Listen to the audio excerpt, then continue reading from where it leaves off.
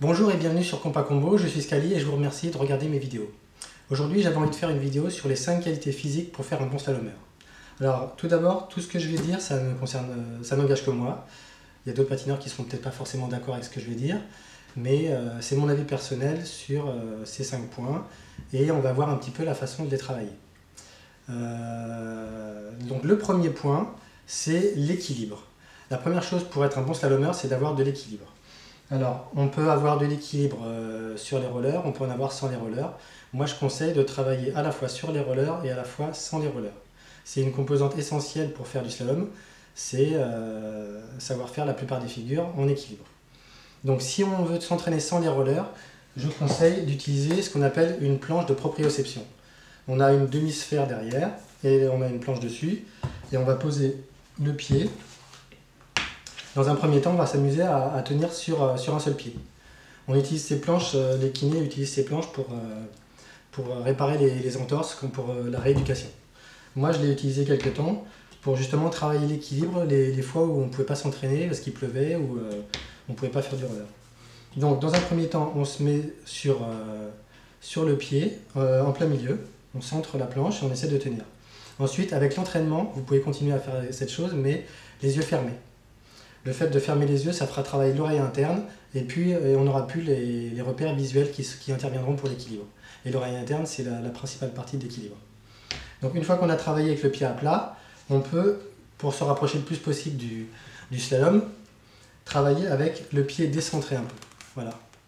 On a l'axe et au niveau des orteils. Ce qui fait que ça correspond pas mal au travail d'un équilibre, d'un wheeling avant. Voilà. On essaie de tenir les yeux ouverts. Ensuite, les yeux fermés. Même chose avec le talon.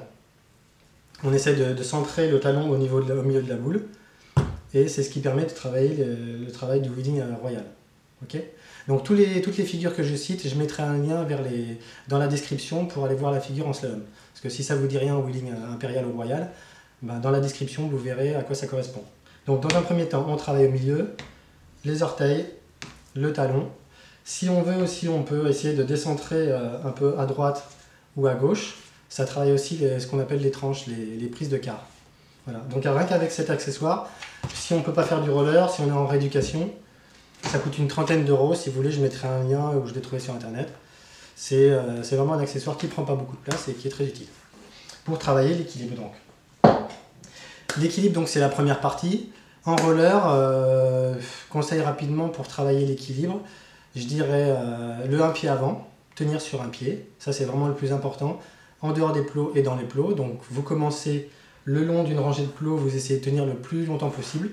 Si vous arrivez au dernier plot en équilibre sur un pied, mais que vous n'avez pas slalomé, vous étiez à côté, vous pouvez commencer à slalomer si vous êtes capable de faire une longueur à côté. Voilà.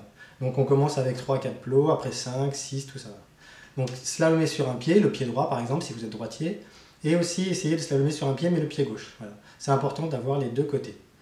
Donc travailler cet équilibre sur un pied et sur l'autre, ensuite sur les deux roues avant des patins, ou talon pointe, ou alors les deux roues arrière seulement. Voilà. Toujours à côté des plots et après en slalom. Et ensuite on finit par une seule roue. Voilà. L'équilibre ultime, c'est de faire des figures sur une seule roue en tournant dans tous les sens. C'est ce qu'il y a de plus dur. Voilà. Ensuite, on peut être debout, on peut être accroupi. Voilà. Par exemple, on peut être dans différentes positions, mais en tout cas, on commence les deux pieds au sol, ensuite un pied au sol, ensuite deux roues, et ensuite une roue. Voilà. C'est comme ça que je fais travailler l'équilibre, du maximum d'appui à l'appui minimal. Donc ce premier point physique, c'est essentiel en slalom. Pour moi, c'est le point le plus important. Les autres sont aussi importants, mais l'équilibre, c'est ce qui fait la différence pour être capable de tenir les figures. Sachant qu'aujourd'hui, de plus en plus de figures sont sur une seule roue quasiment. Donc si on a l'équilibre, on a quasiment tout. Le deuxième point pour moi, c'est la souplesse. La souplesse, donc c'est ce qui permettra de faire les figures, de passer autour des plots avec des différentes positions de pied, de corps et tout ça. Je l'ai mis en deuxième point parce qu'on a pas mal de figures, comme par exemple les aigles. Les aigles où on a les pieds ouverts comme ça. Donc on ouvre l'angle des pieds au maximum et on peut slalomer comme ça. Donc ça, c'est l'une des premières figures qui demande de la souplesse. Ensuite, on a la même chose avec les aigles inversés, où on va fermer l'angle des pieds, on va slalomer comme ça. Mais après, il y a plein d'autres figures où on a les jambes croisées, On a les jambes croisées, mais comme ce qu'on appelle un butterfly, donc sur les pointes, un peu comme un aigle, mais croisé. Enfin, il y a plein de figures comme ça, et toutes ces figures, elles demandent de la souplesse. Si vous n'avez pas la souplesse pour ces figures-là, comme par exemple le cobra avant, cobra arrière, il ne faut même pas chercher à travailler, vaut même pas chercher à slalomer, mais vous commencez déjà à travailler ces figures à pied, au niveau de la souplesse, et vous réussirez à les faire en roller. Des fois, un entraînement à pied peut être plus profitable que d'essayer de s'acharner sur le roller et de pas forcément réussir à faire les figures. Donc la souplesse, comme je disais tout à l'heure sur la planche de proprioception, la souplesse elle peut se travailler chez soi avec des étirements, ou à la fois elle peut se travailler sur le roller en essayant de faire la figure de plus en plus. Par exemple pour l'aigle, pour essayer de tenir de plus en plus les pieds ouverts, on essaie de faire des grands cercles et on agrandit le cercle, on agrandit jusqu'à ce qu'on puisse tenir en ligne droite. Mais c'est quand même plus rapide de travailler la souplesse pour réussir à passer ces figures. Après, il y a un autre élément qui est important pour améliorer la souplesse, mais c'est mon dernier point des 5 qualités physiques, je le dirai tout à l'heure. Voilà. Ensuite, le troisième point qui est important pour moi, c'est la coordination. C'est ce qui fait qu'on va avoir des mouvements fluides et une façon esthétique de faire les slaloms. Donc ça marche pas mal sur les figures comme le X, le spécial, l'essuie-glace, la parenthèse. La plupart des figures dansées demandent vraiment une coordination au niveau des bras. Voilà, on a un bras qui avance, l'autre qui recule, et on a en même temps c'est coordonné entre les jambes et les bras. Donc la coordination, pour l'améliorer, vous pouvez vous entraîner devant une glace, sans les rollers déjà, essayer de le faire à pied, certaines figures. Et ça demandera énormément de travail visuel. Ça veut dire que si vous voulez améliorer votre coordination, déjà il faut y aller très doucement, faire les figures doucement, en relâchement au maximum. On essaie de relâcher au maximum les membres qui servent à rien, c'est-à-dire les bras et les épaules, on les resserre, on les relâche pour pouvoir décontracter et utiliser au maximum les jambes. Les bras vont servir quand même, parce que le fait d'alléger les bras et d'utiliser un peu l'impulsion des bras pour décoller du sol et changer de position de pied dans le X, ça aide à la coordination. Donc devant une glace, faire des mouvements lents, et ensuite quand on est sur les rollers, c'est important d'essayer, pour certaines figures par exemple, de bloquer le bassin. Si on fait un X et qu'on essaye d'être coordonné, c'est important d'avoir le bassin bloqué. Il y a plein de petits conseils que je donnerai dans une autre vidéo si vous voulez. Mais la coordination, c'est le troisième élément important pour pouvoir faire des figures de slalom. Parce qu'on a toujours un pied qui bouge pendant que l'autre va faire soit le même mouvement, soit un autre mouvement. Et du coup, c'est important d'être capable de faire plusieurs choses à la fois au niveau des bras et au niveau des jambes. Voilà. Le quatrième point de ce petit chapitre, c'est la force. Donc la force, elle sert pour pas mal de figures comme les figures accroupies, la cafetière, le kazakh choc, certaines figures en wheeling, quand on doit tenir l'équilibre sur la roue avant ou la roue arrière, ça demande de la force de contraction. Et cette force, on peut la travailler de différentes façons, soit en musculation, soit avec des barres, soulever des barres en squat par exemple. Donc on fait des flexions de jambes, on se relève, on s'assoit, on se relève, avec une barre sur les épaules. Ça augmente la force. Soit en travaillant les figures directement, si on travaille des cafetières à force de descendre en cafetière et remonter, justement la force elle permet d'avoir des cuisses plus solides. En wheeling, on aura les mollets plus solides, le jambier, donc le jambier c'est le muscle qui est juste devant, qui sera plus solide pour le wheeling royal, donc la force de contraction du jambier va augmenter, et la force du mollet pour le wheeling impérial. Et ensuite, on a aussi la force au niveau des bras. Quand on va faire des figures en rotation, des figures où on a besoin de beaucoup d'équilibre, on va avoir tendance à écarter les bras, et les épaules vont forcer un peu, même s'il n'y a pas de poids au niveau des mains, on a la force de contraction des bras et des épaules qui va augmenter. Voilà. C'est pas d'un travail de force pure, c'est un travail de résistance, mais ça concerne aussi la force de contraction musculaire. Donc comme je disais, soit on travaille les figures, soit on fait un travail de musculation. Et il faut faire attention à ce travail de musculation parce qu'on a vite tendance à prendre de la masse musculaire, du volume, si on travaille en dehors du slalom.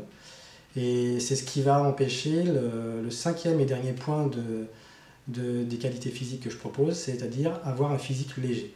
Si vous regardez la plupart des vidéos de slalom sur internet, aujourd'hui les meilleurs slalomeurs ont un physique léger, c'est-à-dire qu'ils sont fins, ils sont très minces, ils sont légers et ils sont rapides. Voilà.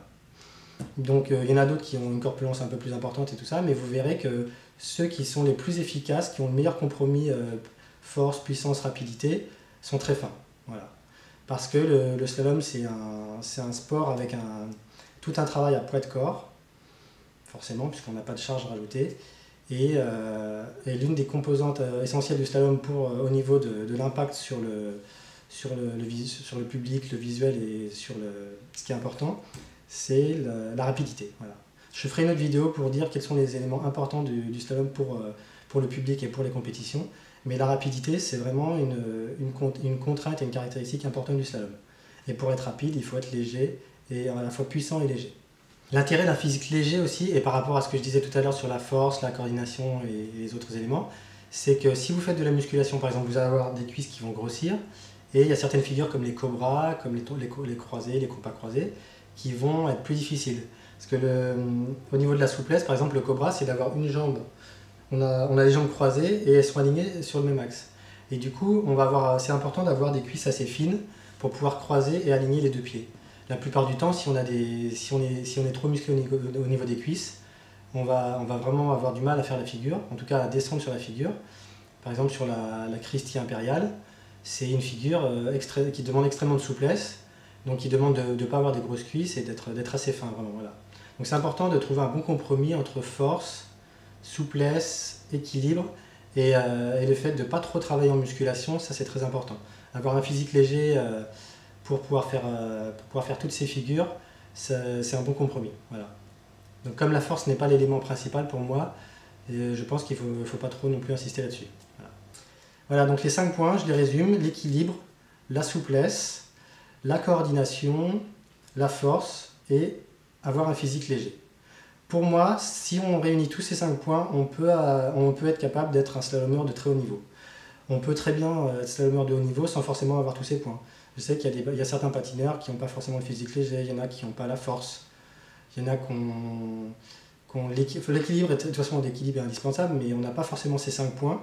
Mais le fait de réunir ces 5 points, ça permet d'être polyvalent et de pouvoir accéder au haut niveau. Voilà. Donc j'espère que vous aurez appris quelque chose sur cette petite vidéo. Vous pouvez toujours liker la vidéo et la partager si vous trouvez qu'elle est intéressante et qu'elle peut servir à quelqu'un que vous connaissez. N'hésitez pas à m'envoyer par mail, par Facebook ou en commentaire des sujets que vous voulez que je traite pour savoir s'il y a des choses qui vous intéressent. Et je vous rappelle que Compas Combo, c'est une association, c'est participatif. Vous pouvez nous retrouver sur Facebook et sur le site compascombo.com. Et je vous dis à la prochaine vidéo. Voilà. À très bientôt.